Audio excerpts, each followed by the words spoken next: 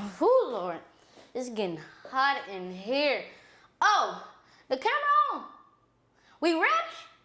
Oh, let's get to it.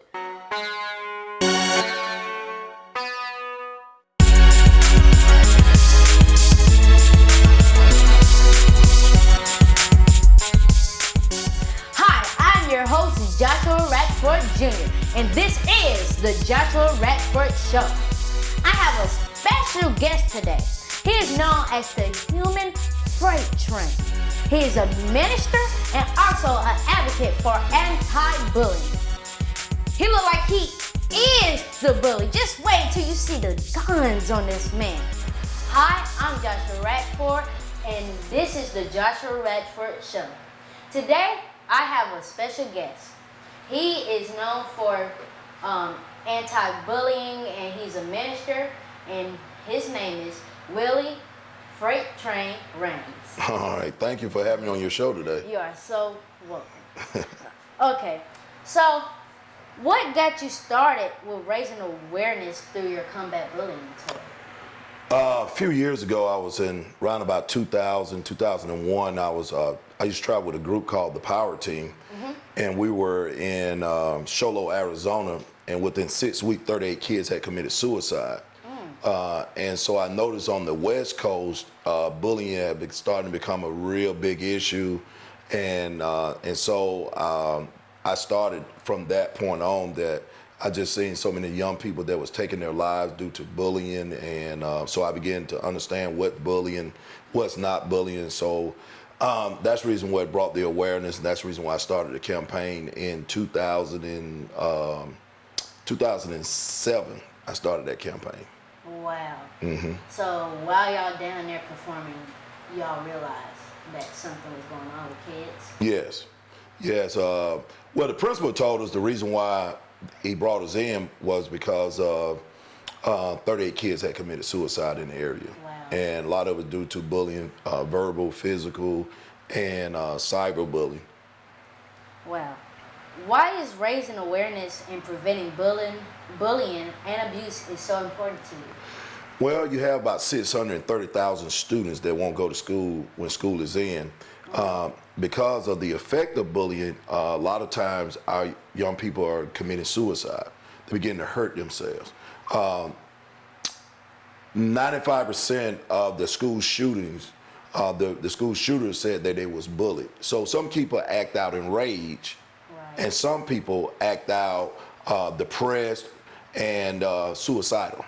And so we see the increase of suicide have increased amongst our young people from the age of 9 to 18 years old. Wow. Do you think that what you're doing is helping them? Yes, I believe, because when you bring awareness about a subject such as bullying, and because a lot of people don't know what's bullying, what's not bullying. Right. See, everything now in the schools, they say that it's bullying, it's not bullying. And so we got to understand what is the premise that we work from, and that is the definition. It's all in the definition. That's the reason why every school gets one of these cards. It has the definition of bullying on the cards, and it tells you what's bullying, what's not bullying. So everything is not bullying. Because I come and walk up to you and tell you, hey, I don't like your glasses are ugly, that's not bullying. Right. That's just me being mean. But that's not bullying. So it has to be repetitive, and it has to be in the imbalance of power. But the key word is being repetitive. Now, if I come to you every day talking bad about you, trying to get people to laugh at you and stuff like that, now that's bullying. Right. But a lot of stuff it's just kids being kids. So everything is not bullying. If I don't want to play with you on the playground, doesn't mean that I'm bullying you. You're just not my flavor. Right. You know what I mean? Listen, as an adult, I don't hang out with everybody. I don't talk to everybody. Right. And so that we have to teach our kids too that in the real world is, everybody's not going to like you. You're not everybody's flavor. That's okay. Right. And so that's one of the things that we really try to stress, especially in the elementary school, is what's bullying, what's not bullying. Because somebody, like again, told you that your shoes were ugly and stuff like that, that's not bullying. And so, and another thing is, I teach them in the real world, everybody's not going to like you. So what you got to do, affirm yourself. You got to tell yourself that you look amazing. You got to tell yourself who you are. Don't wait for anybody else to tell you. Right. Yeah.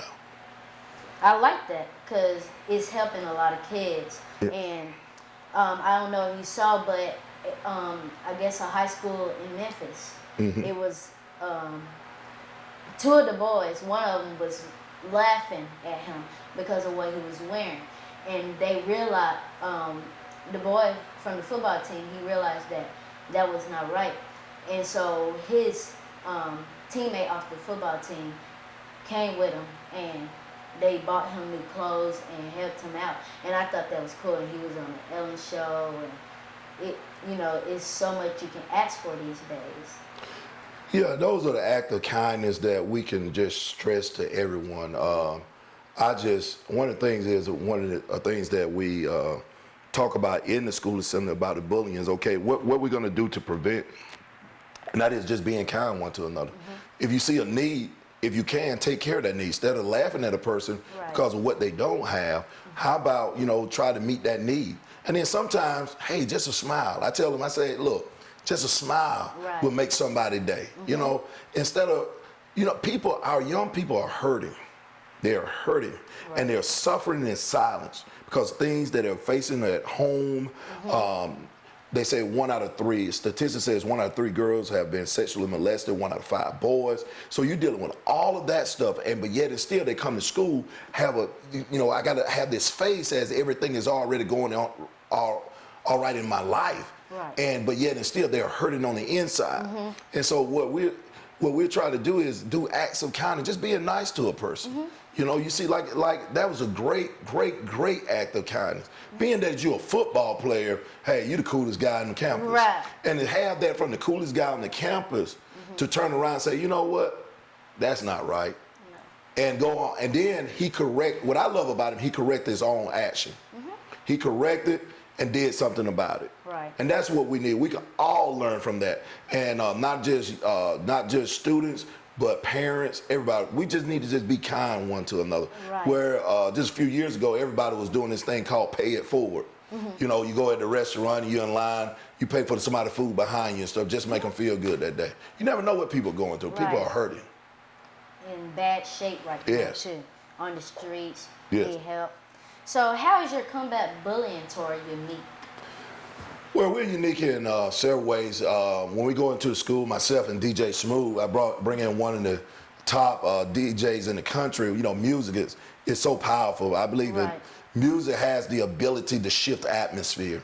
I don't care how bad your day is going. When you hear the right song, it can take you from being sad to being happy, or it can take you back to a happy thought. That's the reason why in the malls, Christmas time is around the corner, and guess what they're gonna be playing? Music. Because they believe if I can play music and you're happy, you'll spend more money. Because if you're in an elevator that have many floors, or a building that have many floors, you're in that elevator, they're gonna play music to keep you calm. So music has the ability to shift atmospheres and calm people. And so we use music, and we have a little dance off, but also we're unique, we use feats of strength. You know what I mean? I might roll up a frying pan. I have one here today I'm gonna do. A frying pan, I might rip a license plate, I might snap a baseball bat, I might break some bricks. And so that's a show of strength. But yet and still, what makes us so unique is I bring them, I'm very transparent about my own life and about the choices, good choices, bad choices I make, even from the fact is that when I was molested, how did I handle that? All right, this is the Joshua Ratchford Show, and we'll be right back. Oh my gosh, I really don't remember this problem at all. I wish I had someone to help me understand this problem. Girl, what? You haven't been on Miss Griffin's YouTube channel? No, I've never heard of it. Well, when I'm in trouble, I go to her channel and watch some of her videos. Let me show you how my computer on me. Oh, I'm so excited. So this is a YouTube channel? Yes. Whoa, she has so many videos. I'm so gonna go home and subscribe and watch all these videos. Every day we're calculating math with Miss G.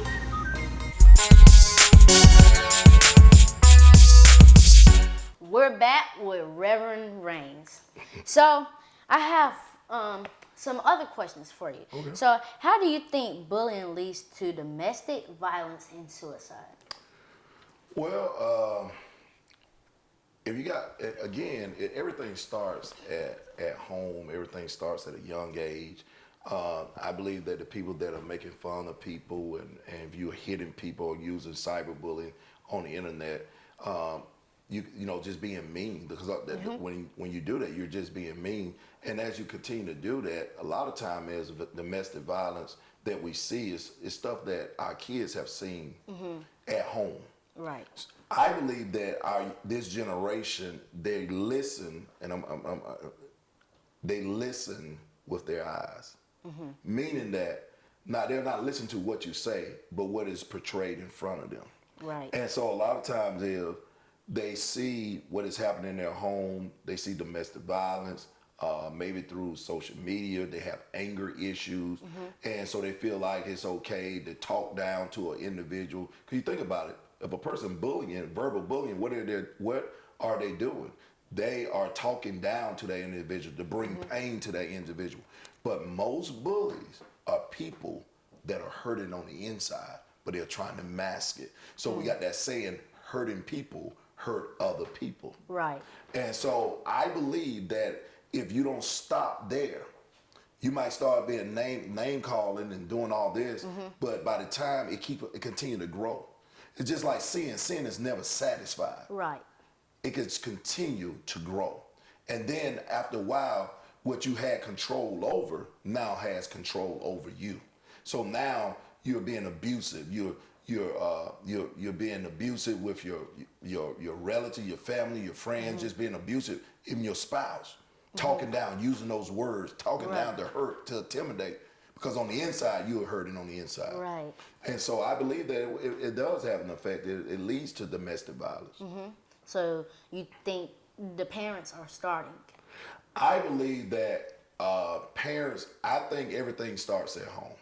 Everything. And I'm not saying that every child makes their own choice, but I believe that a lot of times is our young people are modeling the behavior that they see at home. And sometimes, I'm not gonna say on every incident, but a majority of the time it is how we as parents handle situations. Let's talk about this for a minute. How can I tell my child to solve a conflict, and here it is, I can't solve a conflict. So if I got a problem, instead of me going and talking to that individual, what I'm doing, I'm on social media. I'm letting everybody else know. Right. You know what? So our kids learn how to solve problems at home. If my wife and I can't communicate, our children are looking at that and say, okay, this is how we communicate with one another. We curse each other out. Right. We being mean to each other. We call each other outside of our name. That's what our kids see. Or do they see in my home that, okay, my wife and I might have a issue, and we sit down and talk it out.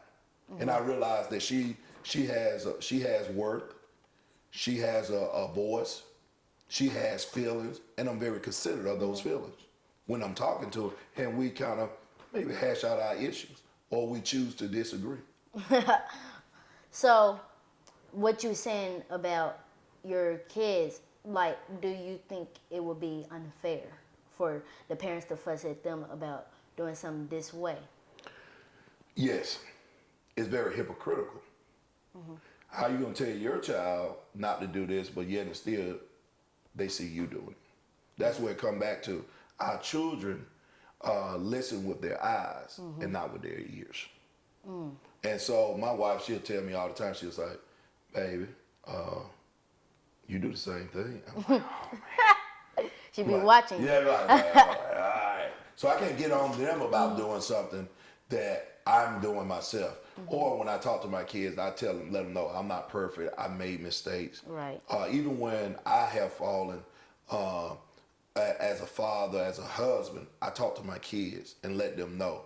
I talk to them about forgiveness and how God is merciful and graceful.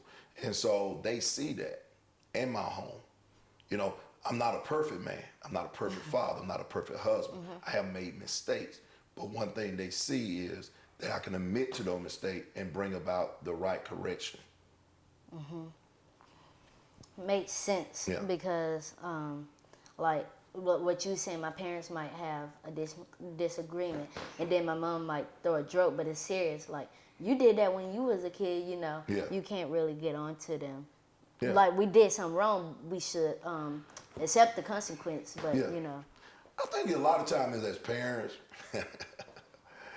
we don't want our kids sometimes to know that we did something the same thing you guys did. You know what I mean? Hey, you guys think y'all doing something that we invented that. But we don't want our kids to know that. And so, but one thing that my wife and I do with our kids is we are honest with them. We tell them about our mistakes. And the reason why I don't want you to do it because it's not God's best for your life. Not because I was perfect and I didn't do it. I made some mistakes along, and this is what it cost me. So, like I tell my kids, and like I tell the youth of America, you make the choices, but you don't choose the consequences. And so, it's very important that at home everything is modeled. We got to model good behavior. Let's just be real for our kids. You know what I mean? There's an issue. Let's talk it out. So that's how they'll learn how to handle conflicts, even amongst themselves. You know, you might get mad with your sister, but you got to learn how to talk it out, work that thing out. Right. And so that's what we do at the home. It might don't go as well with my sister, but you know. Some of you just got to pray for them. What are you trying to achieve through your combat bullying tour? My biggest thing is to save lives. And if I could save one life, it's worth it all. When I see, I've been doing this for 22 years. I've seen a lot. I have a lot of letters. I've seen the effect of bullying. And I'm gonna be honest with you. I get tired. I really get tired sometimes. People don't understand that what I do, I'm fighting for other kids and family, but even I have my own issues I have to deal with, so I have to disengage. I have retired from this several times, but I keep going back. My body, you know, you seen the thing with Steve Harvey and all that kind of stuff, and those feats of strength, they hurt. I used to travel 42 weeks a year. I've been in every state, 27 different countries. And I've gotten tired. I've gotten frustrated. I've retired. I was like, well, I can't do this no more. Just dealing with everybody issues. And so that's one thing is I have a therapist I talk to, because sometimes you got to learn how to disengage. Someone asked the question, who makes the clown laugh? You know what I mean? Who motivate the motivator? Right. And you got to get away sometimes and just, and that's what our Lord and Savior taught us, how to get away from the crowd sometime and just take some time for yourself. I keep on doing it for several reasons. The bullying things have hit home with me. In 2009, my closest friend, one of my closest friends, we used to travel together all over the world. We've been, for 10 years we traveled together. And he called me. I was finishing up in Hobbs, New Mexico doing school, and we were supposed to be going to Bermuda that Monday. And we're going to go to Bermuda, and Bermuda is one of the most beautiful places I've been. And so we're going to do a couple schools there and 2 prisons, and we had the whole week. The government was bringing us in. And I was so excited about going because we get to eat whatever we want to eat, man. At the time, I was 320 pounds, he's 360. So we was just going to have a good time. Right. But my friend Tim Spitner called me that Sunday. I was finishing up in Hobbs, New Mexico. And he asked me the question, he said, Train, is it really worth what we're doing? I said, what do you mean, man? He said, was it really worth us leaving our families and go and fight for other families? And I told him, I said, Tim, man, just go read some of your letters, man. You know, hey, we out here saving lives, man. Because we all get to that point. Right. Just get tired. He said, man, I don't know, Train.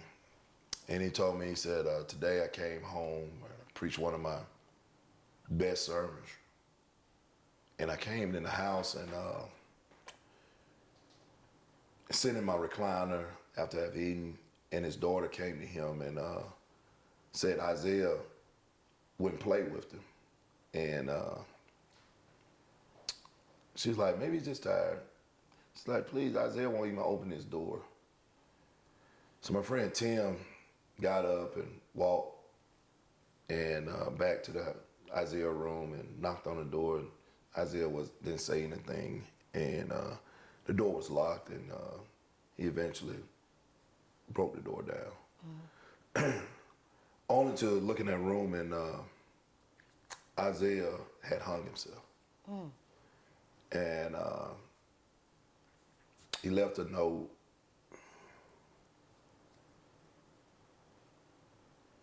He just felt like he just didn't want to let his daddy down. He was being bullied and stuff. And so instead of me flying to Bermuda to enjoy the pink sand and all the food,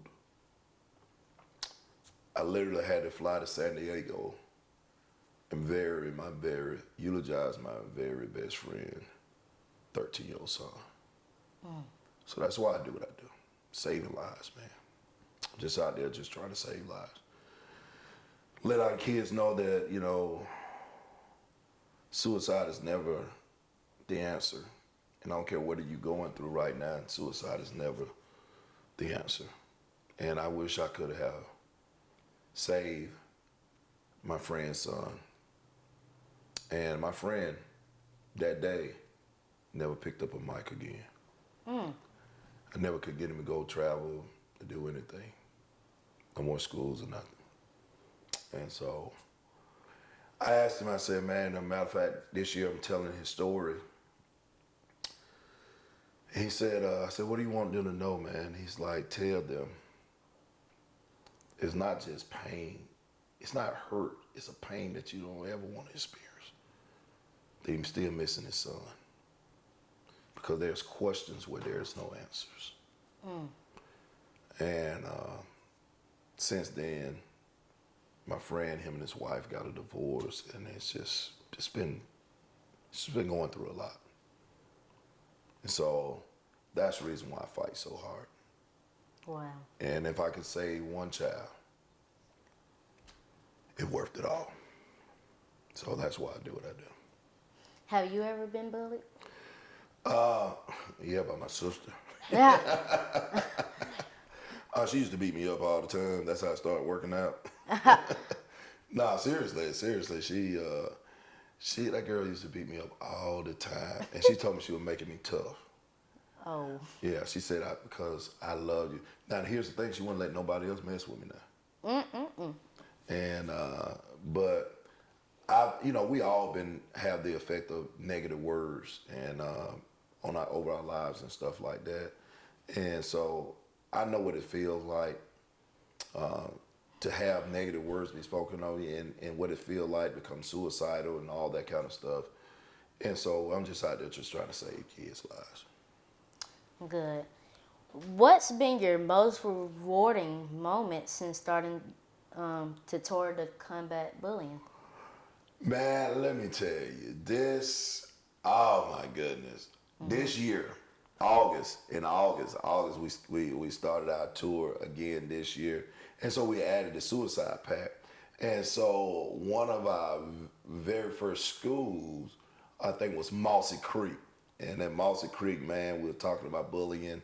And so we separated, this the first year we separated the 6th, 7th, and 8th grade. So we'll go through in connection time. And so we're there all day. And so we put the music on and dancing. And so there was a young man. He was, I was like, who want to dance? Who the baddest dancer in here? And so I kept on seeing this young man. His hands would go up, and they was like, no. And so this guy came down, this girl came down, and I'm like, who want to come down here? He would just raise his hand. And I noticed that, you know what I mean, he had a disability. And so his teacher that was beside him, I told him, I said, it's okay, he can come down, he can come down, he can come down. And so he came down, man, and so he had a walker. And so the music was playing, man, he was dancing, and just for a few moments, he forgot he can't walk. He threw down his walker, man, and just, Wow. if you would have saw his face, man, which he was just so happy. For once, this kid felt like he was normal. Just for a moment in time. Wow. And I just sat there, man, the tears began to flow down my face. I was like, wow, man. And so I posted a video, man. His mom contacted me and said, thank you, you made my Sunday. And that to me was the most rewarding thing. Wow. To see this kid who had disabilities, just for a moment, forgot about all of that. Nobody was laughing, nobody was pointing fingers. Everybody just embraced everybody. Wow. And man, it was one of those moments, man. I'm telling you, sometimes I'm just a crybaby. I know you said men doesn't cry. Don't believe that I cried on the dime, man. So that was probably one of the most rewarding things since I started this tour. All right, this is the Joshua Ratchford Show, and I'm with the Freight Train, and we'll be right back with you. Guess what, guys? Christmas is next week. No, seriously, that's what it's going to feel like very soon. Don't wait to start your holiday shopping and get caught in the stores buying leftovers. Shop with Designs by Estelle Christmas Gift Shop starting October the 28th.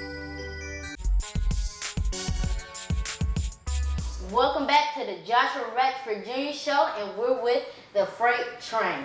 So, tell me, how did you get on the Steve Harvey Show, and what was the experience like?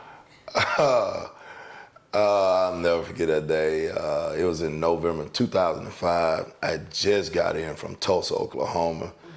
I got a call from my office saying that somebody from a TV show wants you to fly to LA and shoot something. And I was like, what? Man, I just got in from Tulsa and I was tired. And so all of a sudden the guy called me. He said, hey man, I'm Jay, I'm with the Steve Harvey Show, and we saw some videos on you. We want you to come out here and drive your head through 800 pounds of ice. And I'm like, dude, I ain't going nowhere. That's why I told him I ain't going nowhere. I said, I'll call you back. He's like, wait, no, I need you to get on the plane. I said, dude, I'm not going anywhere. I just got home. He's like, well, it's a game show. I told him, I said, look, dude, I'm not going anywhere, and I don't care about no game show. If I'm flying to California, you got to pay me. So we worked out the details.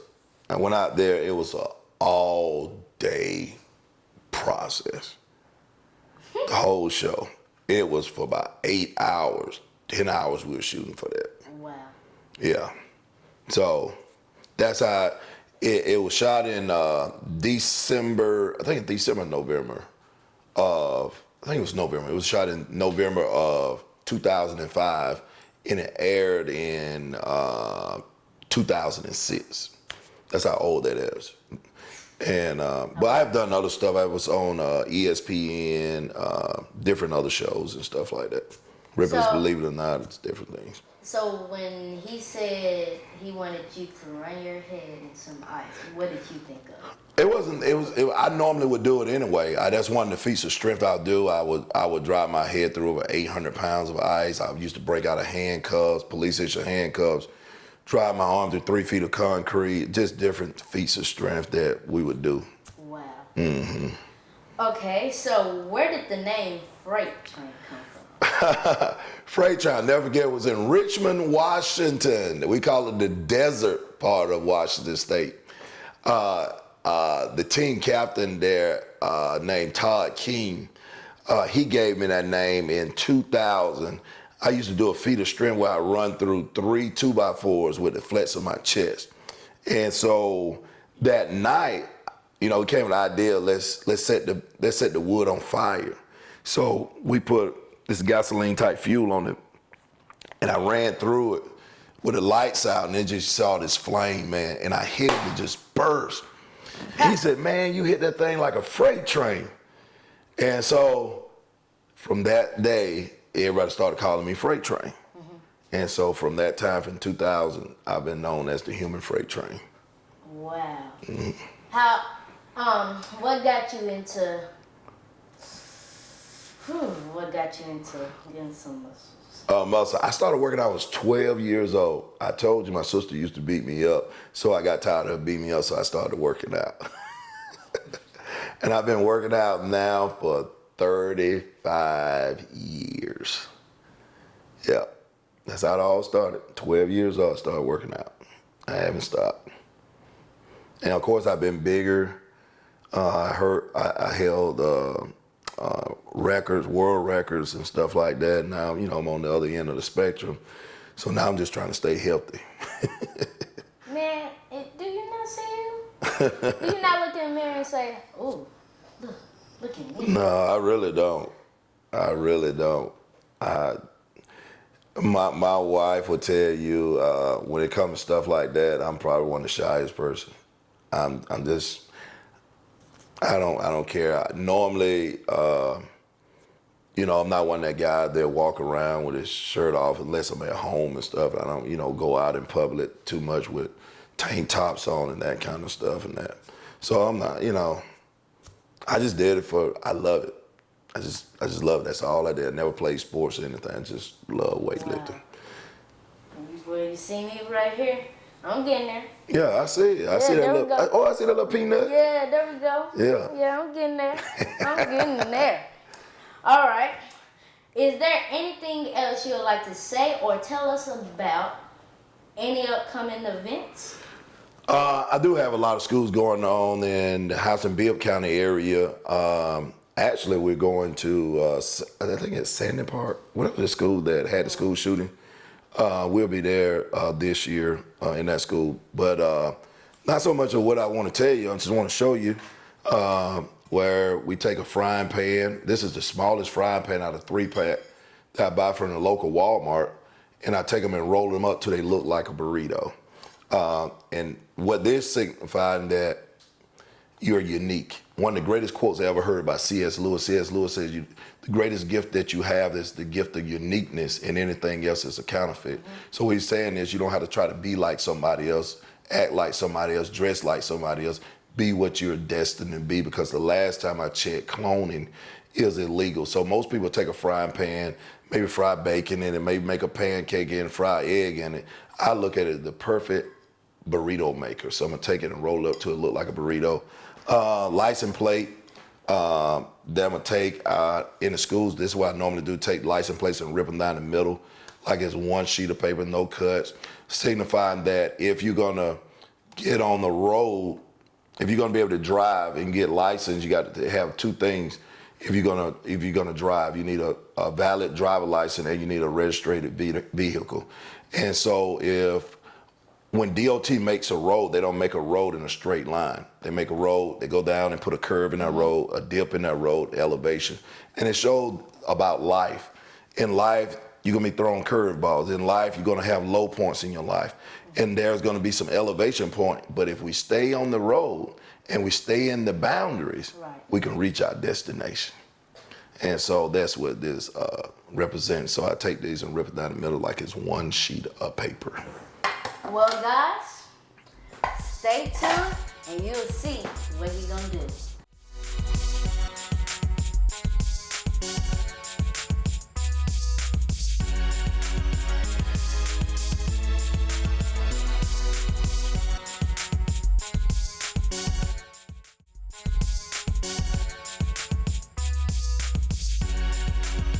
Welcome back.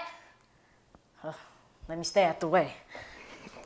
All right, I'm gonna take this license plate and try to rip it down the middle like one sheet of paper.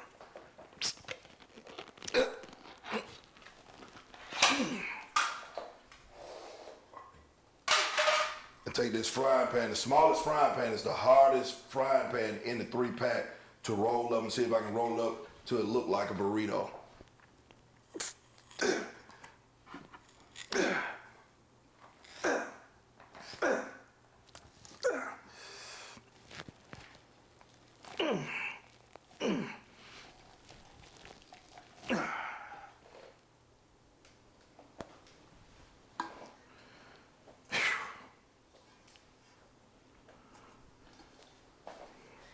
Now y'all see this? He a real freight train. Do you not just see what just happened to this? And look at that. Brother, you got some talent in you. I give God the glory. The Bible says, not by my might, nor by my power, but by his spirit, saith the Lord. So I thank God for the gift that he's given me. I'm just using my gifts and talents for his glory. That's it. All right, this is the Joshua Ratchford Show, and I was with Willie Freight Train Reigns, and I'm your host, Joshua Ratchford. See you later. All right.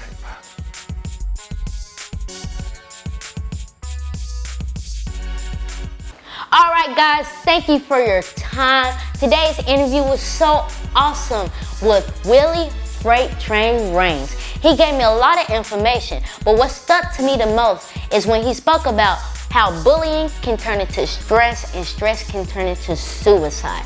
But let me tell you right now, suicide is not the answer. Your life has value. If you need help, here's the National Suicide Prevention Lifeline number, according to Google. 1-800-273-8255. May God bless you. See you later. Don't forget to like, comment, subscribe. Like, comment, subscribe. See you later.